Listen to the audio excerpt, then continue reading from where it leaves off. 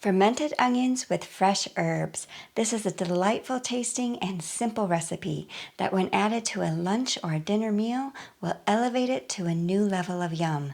Plus contribute to gut health because it's fermented and rich in healthy probiotics.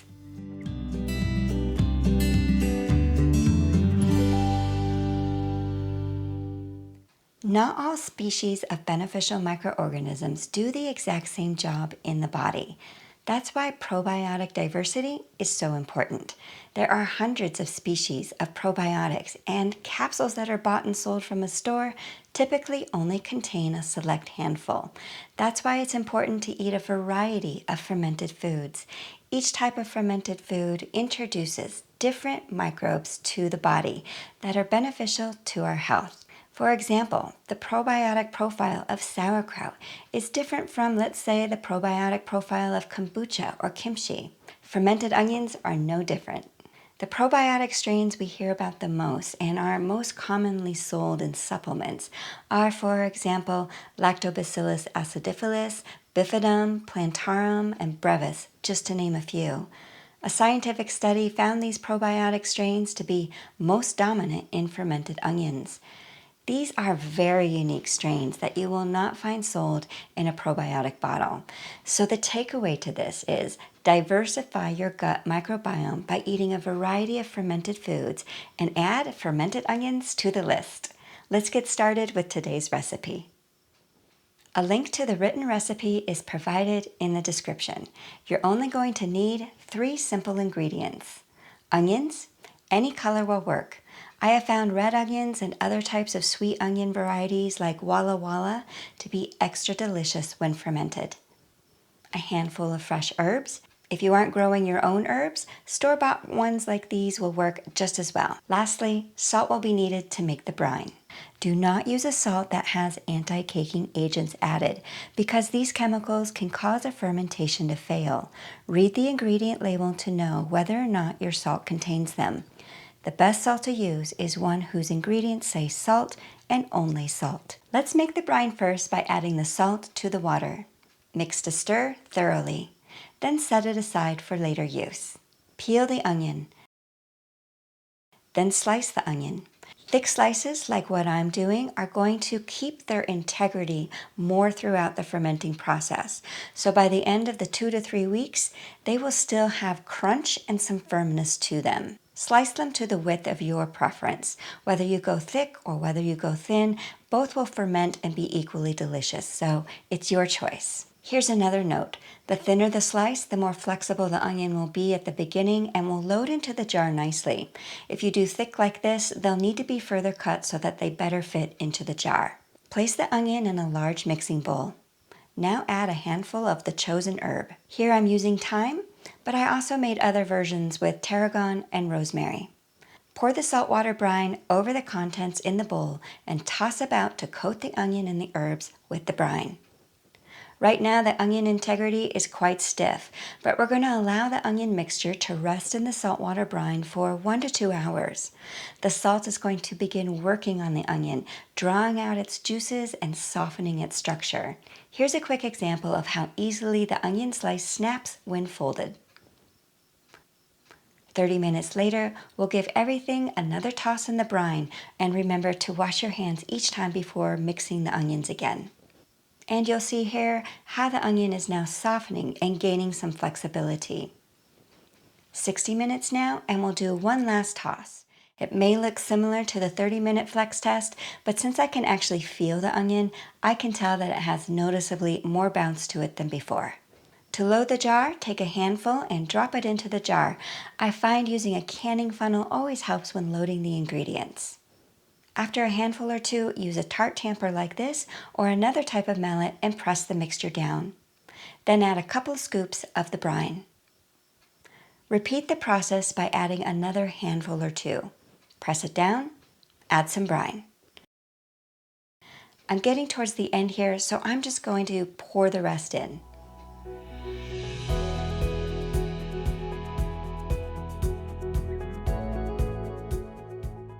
Take note here of the onion level when I press down and the brine level.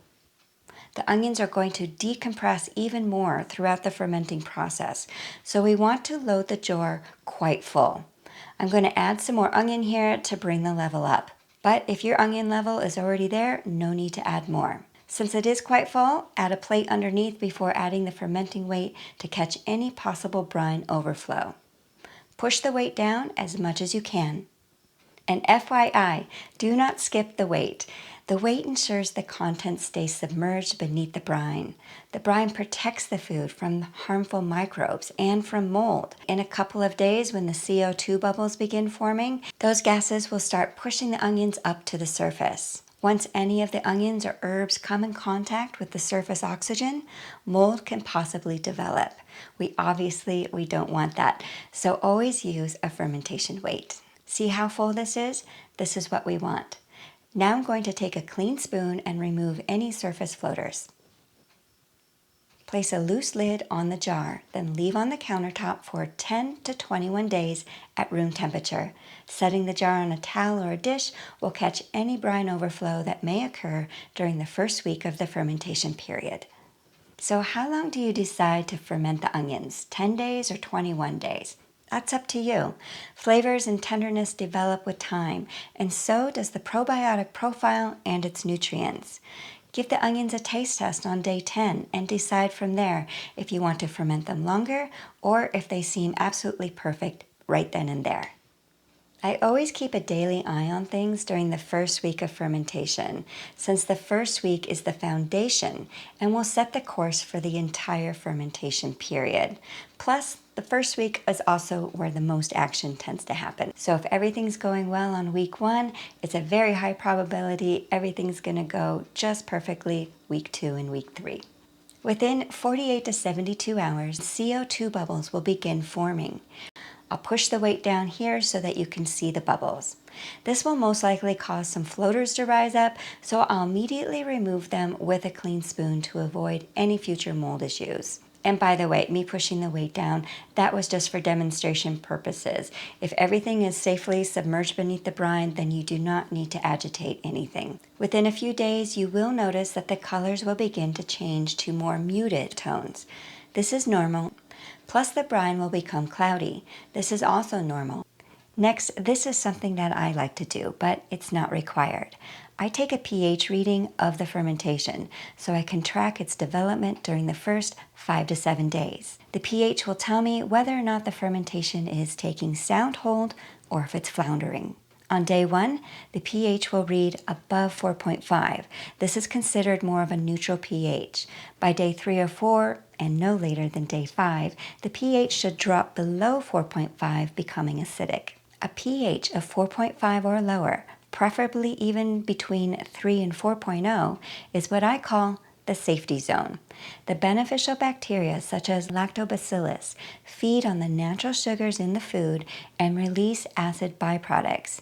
These acids drop the pH into the safety zone, and the beneficial bacteria thrive in this acidic, salty, oxygen-free brine environment, while the potentially harmful pathogens die off, which is what makes fermented vegetables submerged beneath the brine safe instead of dangerous.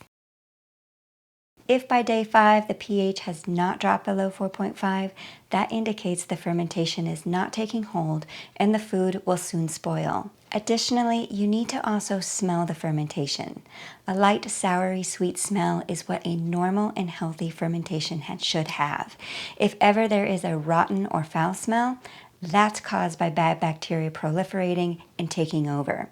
In that case, do not eat the fermentation, throw it away, even if the pH is reading below 4.5. Although I do pH readings with just about everything I ferment, it is not required. I don't want you to feel discouraged if you don't have access to a pH meter or test strips. I simply consider it a handy and valuable tool. You can, of course, still ferment without it, and in that case, rely on your smell and your sight. Root and vine-growing vegetables have a tendency to develop comm yeast. Comm yeast is a general name for a variety of harmless yeasts that are naturally present in the air. Although it's ugly, it's not dangerous. The fermented food beneath the brine is still safe to eat. This is day 7. Calm yeast has developed on top. Just let it be. No need to remove it until the end of the fermentation, and I'll show you just how to do that when we get to that point. As for the pH, on the left you can see the pH on day 0. It reads above 4.5 because no fermentation process has yet taken place. On the right is the pH on day 7. It's in the perfect pH safety zone below 4.5 and is even in that preferred zone between 3 and 4. And as you can see, I just put the meter in through the calm yeast and I rinse it afterwards. No problem. Since everything smells fine and there's no sign of mold or other weird funk besides calm yeast, the pH is acidic and the CO2 bubbles have calmed down, all indications tell me that the fermentation has taken sound and successful hold. I can therefore allow the fermentation to enter cruise control mode. In other words, allowing it to just do its thing without further interruption from me. I'll simply check back every 4 or 5 days with a sight and a smell check until I decide to end the fermentation. And I also won't take any more pH readings until I decide to end the fermentation and place the fermented onions into the fridge. This is day 18, and I'm going to end the fermentation and prep for long-term storage. With clean washed hands, I'll reach in and grab the weight to remove it. It's a little gross with the calm yeast, but no big deal, hands are washable. And sometimes it's actually too slippery to grab, so I use a paper towel for better grip. Clean out the remaining calm yeast with a clean paper towel by wiping the sides of the jar. And since the weight took most of the calm yeast up and out with it upon removal, there will be just some flakes left over that I'll dab with a paper towel. A few specks remaining is not a problem. Oh yes, and take a taste test. The abrasive flavor of raw onions will now have transformed into something sweet and tangy, no matter which color you decided to use, brown, white, or red. What I love about fermented onions is they become mild and they aren't anymore abrasive and they don't give you that intense onion breath. And those herbs, a power punch of flavor, absolutely amazing. Which one is my favorite? All are delicious, but the sweetness that was brought forth from the red onion during fermentation is hands down the winner for me. I'll do one final pH reading before transferring it to the refrigerator, and I see that it's perfect. Put the lid on tightly and place in the refrigerator for long-term storage. The onions will last for many months. So how do you eat them? Personally, I love adding them to a sandwich. If you watched my fermented hummus video where I made what I call energy sandwich, these fermented onions are a fantastic addition. Also good over a salad. Now don't cook the fermented onions because that will kill the probiotics, but you can add them to cooked meals after the cooking process is done, like stir fry, tacos, pasta. Just get really creative. If you're interested in getting some of those glass fermenting weights of your own or a pH meter, I provide links in the description. And if you do get a pH meter, do check out my video on how to calibrate it properly. Also, remember to check out that video on the 3 stages of fermentation right here. And want to learn more about the unique probiotic profile of vegetables? Check out this video right here. And I'll see you next time. Bye for now.